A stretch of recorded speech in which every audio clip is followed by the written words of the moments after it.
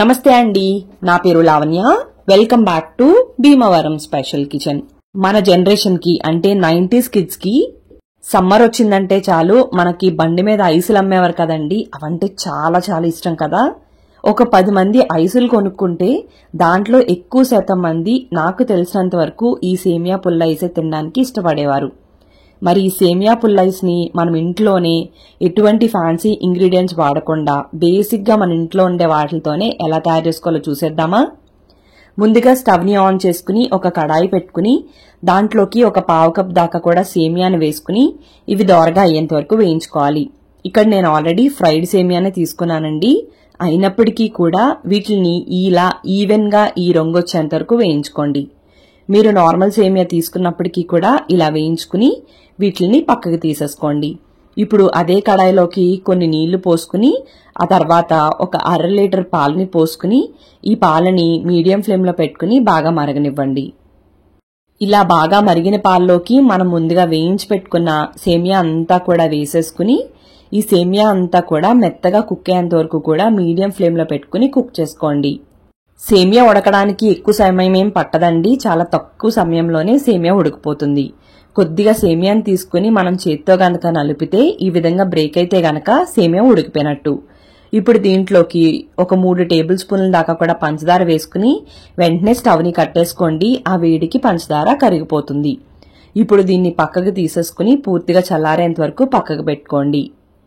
చల్లారిన తర్వాత ఈ విధంగా ఉంటుందండి. ఒకవేళ ఇంకా గట్టి పడిపోతే గనక కొన్ని పాలను వేసుకుని కన్సిస్టెన్సీ ఈ విధంగా వచ్చేలాగా అడ్జస్ట్ చేసుకోండి.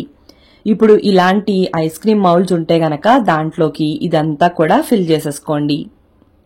చూసారు కదా, దీంట్లో వాడే అన్ని ఇంగ్రీడియంట్స్ కూడా మనకు చాలా ఈజీగా దొరుకుతాయి. అయ్యో ఇది ట్రై చేద్దాం అనుకున్నానే కానీ ఇవి మా ఇంట్లో లేవే అన్నట్టుగా ఏమీ లేవు కదా. సో తప్పకుండా ట్రై చేయండి. మీ మెమరీస్ అన్ని కూడా ఒకసారి గుర్తు తెచ్చుకోండి. మీకు ఎటువంటి మెమరీస్ ఉన్నా నాతో షేర్ చేయండి. ఇప్పుడు అలా మౌల్డ్స్ లేకపోతే గనక ఇలాంటి టీ గ్లాసులు ఉంటాయి కదండి, వాటిల్లోకి ఇదంతా కూడా వేసేసుకోండి. ఆ తర్వాత వీటిపైన ఒక సిల్వర్ ఫాయిల్ పెట్టుకోండి.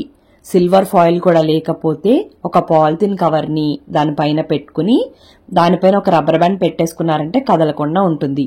ఇప్పుడు చిన్న చిల్లు పెట్టుకుని దాంట్లోకి ఐస్ క్రీమ్ స్టిక్ పెట్టుకోండి. అది కూడా లేకపోతే ఒక ఫోర్క్ గాని స్పూన్ గాని ఫ్రెష్ గా ఉన్న కొబ్బరి పుల్లైనా గుచ్చుకోండి. అదే గనక మౌల్డ్స్ ఉంటే వాటిపైన ఇలా మూతలు పెట్టేసుకుని ఈ రెండిటిని కూడా ఫ్రీజర్ లో ఒక 8 గంటలు గాని ఒక రోజంతా గాని ఉంచేసుకోండి.